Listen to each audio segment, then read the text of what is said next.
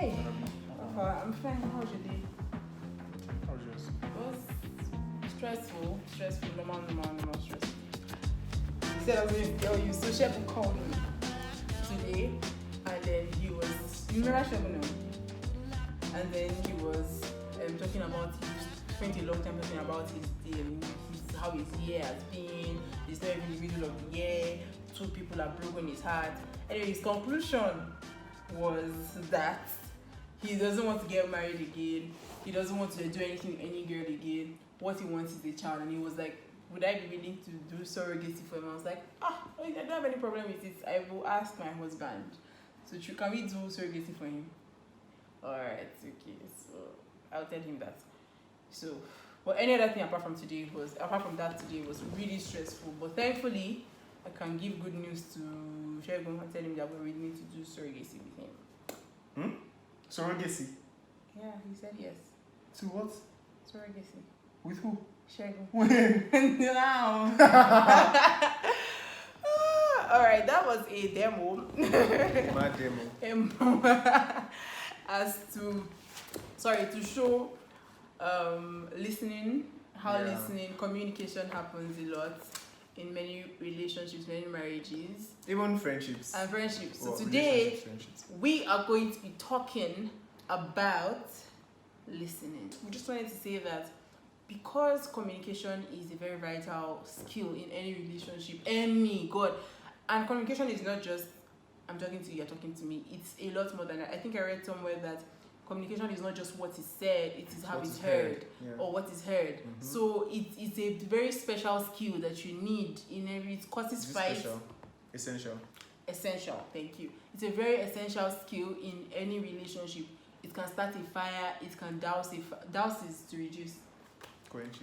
It can start a fire, it can quench a fire, it can cause, and not just between you and your spouse, between external parties, in-laws. Communication is very important. Knowing what to say, when to say it, how to say it, to whom to say it, very important. And one of the sub skills of communication is listening. Very important. Like when we learn communication in school, we always learn how to write an essay, how to write a letter. You're always trying to give information, but nobody really teaches you how to listen to information, and it's very essential. So in today's video, we're going to be talking about how to listen and why it's important to listen. And we're also adding, spoil my eye, cook my wife. 4 types of listening. Yes. Right. 4 levels. Yeah. I think that's the word. 4 levels of listening. And the reason why it's super important is because if you don't listen well enough, yes, you might miss out on what is being said. Mm-hmm. And if you miss out on what is being said, communication is destroyed. Yes. So 4 levels of listening. First, number 1 is pseudo listening, and pseudo listening is exactly what happened in the video you just saw. Yes. Where you are hearing, but you're not hearing. Yes. And then somebody can say something to you, and you're like, Especially that happens many times because we're doing something else, or we're not really there. Our minds can go away, or we're working on something while we're listening at the same time. So it can be very, very disastrous. So do not pseudo listen. Yes. Pay attention, and it happens a lot, especially because you are married or you are in that relationship and you are already used to the person talking a lot, especially I think guys. So the girl is talking or the woman is talking. I feel attacked. Sorry. Talking, and... But why can't women summarize things? Since we're generalizing. I'm joking, you guys, please. We'll continue. So you just get to the point where, and it happens to when you have, I think, when you're around children, because children can talk. Children can talk. You just be like, yes, and it's very bad because you can miss out. Those are the moments when you have the opportunity to bond with either your wife or your child or your friend or whatever. It's very easy for you to miss out, and I do it sometimes as well in our relationship. I'm the one actually who does it a lot in this relationship. So I do it too. But yes, so many times David is talking to me and I feel like there's something important. I'm like, David, let me just quickly reply. And if you think about it, if I don't reply that message then and there, nothing bad is going to happen. But I just always feel like I can multitask, like, oh yeah, I'm listening to you, but that's not true. So that's an example of how it happens, how pseudo listening happens. And now I've learned I put away my phone if baby is talking to. I try to put away my phone, and if I can't, I say, can you just wait for a minute, right. and then I finish, and I'm like, okay, yes. Let me hear you. You get. So very important.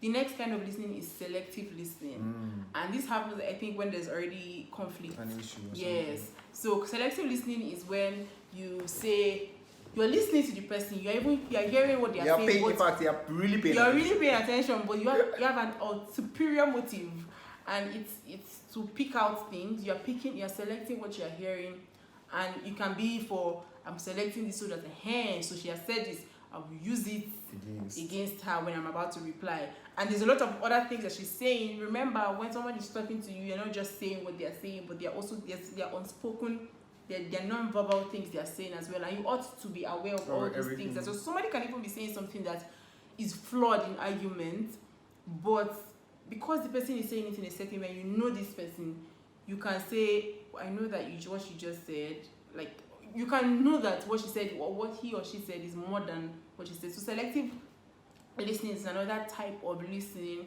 where we only listen to people so that we can pick points from what they are saying to respond to them.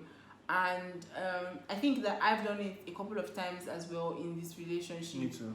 Yes, where and it comes from the desire to be right. Yeah. Yeah. So I want to be right. I want to finish up. I don't want to be the one that has the fault. Yes. At the end of the day, when we evaluate arguments, we now see that, can you see? You're the one at fault. So I'm also trying to protect myself. It's a self-defense, but it's very ungodly. Self-defense mechanism is very ungodly, and it doesn't help at all for oneness. So if you're a selective listener, be honest with yourself and desist from it. Yeah. That's it. The next one. All right. The next one is protective listening. And the protective listener doesn't want to be threatened by what you're saying, or doesn't want to be overly concerned with what you're saying. So maybe you're actually saying something. Imagine Barbara just comes back like what happened just now, and then she's talking and talking. And I just really want that to get to the bottom line. Can you just summarize what you're saying? Because I'm not here. I don't want to listen to what you're saying. I don't know whether I'm in a mood or I'm too busy or I just don't feel like I want to listen. It can happen for different reasons, but protective listening is when you aren't really trying to pay attention to what this person is saying, in the sense that you are protecting yourself. You don't want to involve yourself in what the person is saying, in the sense that you feel like what she's saying can bring you to a point of response, and maybe you're too tired to respond, or you even feel threatened by how the conversation is going. Right. Like, and you already know that the way this conversation is going, she's actually probably talking about saying something that I need to change, and I'm like, no time for that today. So in protective listening, you're just protecting yourself. Yes, and it's harmful to the relationship. It's really harmful. It's harmful to you and to the other person, and to whatever relationship people have, parents, child, friend, husband, wife. It won't help you grow. So it won't help you also be vulnerable. There's a conversation that is going on, and you feel like the way this conversation is going, I will either leave here crying or feeling bad about myself, or feeling like I need to work on something about myself, or would have to expend energy or make some sacrifices immediately after this conversation is over. It's best, maybe you can say, if you're tired, maybe you can say, babe, or whatever you call your friend or husband or wife, and say, can we have this conversation later? Yeah. Or you actually get yourself to the point where you're like, I'm going to have this conversation. It takes courage. Yes. Yeah, it takes courage. Yes. And listen. Don't protect your heart. Protect your heart. Don't protect yourself from the truth. From the truth. Yes. Don't avoid it. Yes, don't avoid it. Then the next thing is surface listening. Surface listening is a kind of selective listening where you're listening to the person, fine. We're only listening enough to get the conversation. You're not digging deep, especially if like intimate relationships. You are just, somebody comes to you, maybe your husband or your wife or your boyfriend or your girlfriend or your daughter or your son. They come to you and they are saying, "Mommy" or "Honey, this happened," blah blah blah, and you know that for that conversation to be effective for that person, you have to ask certain questions. You have to go deeper.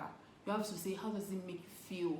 how did you feel? So what happened after this? Like, you have to actually care. It's actually, it requires energy, something from you. it requires something from you. But you're just like, oh, he did that. Oh, they did that. Oh, sorry.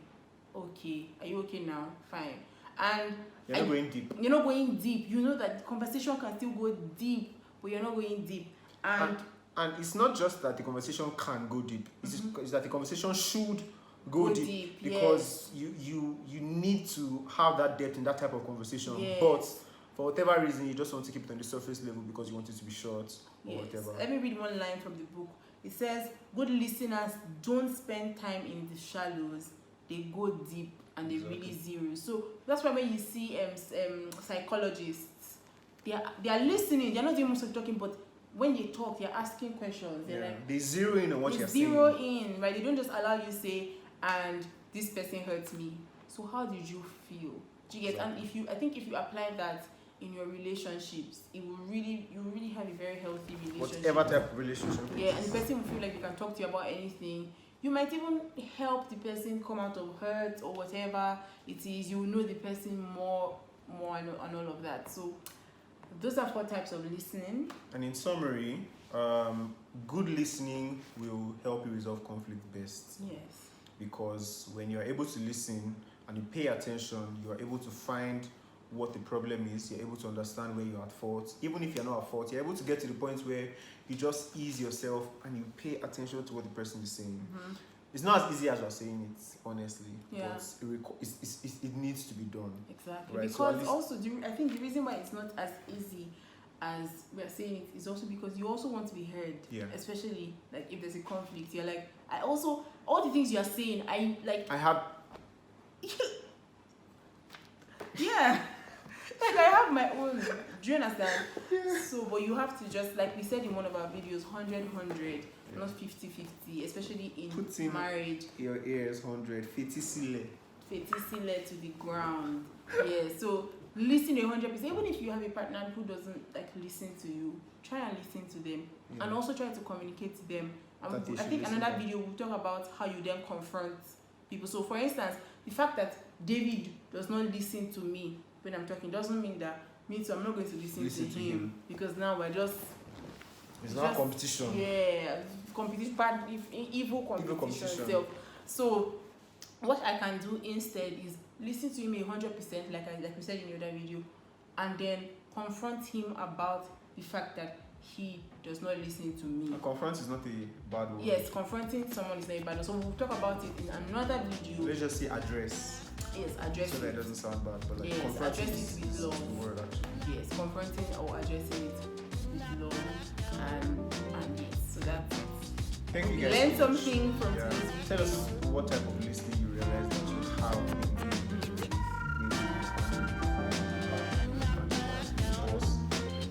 Let us know.